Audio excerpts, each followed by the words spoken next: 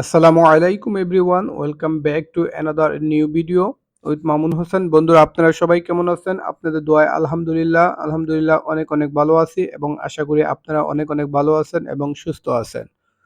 বন্ধুরা, আজকের ভিডিওতে আমরা আলোচনা করব রোজা ভঙ্গের কারণসমূহ। কি কি কারণে রোজা ভঙ্গ হতে পারে বা কি কি করলে রোজা ভঙ্গ হয়, এ বিষয়ে আজকের ভিডিওতে আমরা বিস্তারিত আলোচনা করব।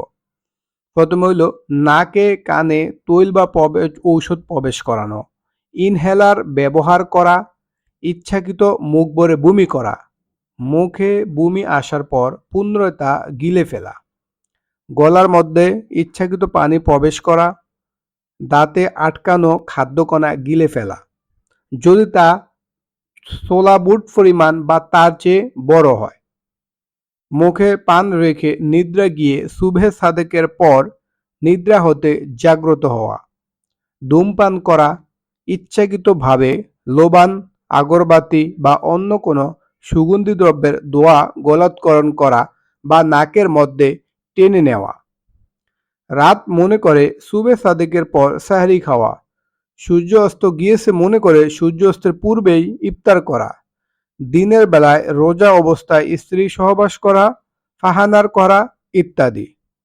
বন্ধুরা, এ সকল কারণে রোজা ভঙ্গ হয়ে যায় বা রোজা ভেঙে যায়। তাহলে বন্ধুরা, আজকের ভিডিওটা এখানে শেষ করলাম। আবার দেখা হবে অন্য কোনো নতুন ভিডিওতে। সে পর্যন্ত আপনারা ভালো থাকবেন, সুস্থ থাকবেন এবং আজকের ভিডিওটা আপনাদের কেমন লাগছে অবশ্যই কমেন্ট করে জানাবেন। আর আমাদের ভিডিওটি যদি ভালো লাগে অবশ্যই ভিডিওগুলো লাইক করবেন এবং বেশি বেশি করে শেয়ার করবেন। যদি ভালো না লাগে তাহলে আমাদের ভিডিওগুলো দেখতে থাকুন, দেখতে দেখতে একটা সময় ভালোবাসা ভালো লাগা হয়ে যাবে ইনশাআল্লাহ।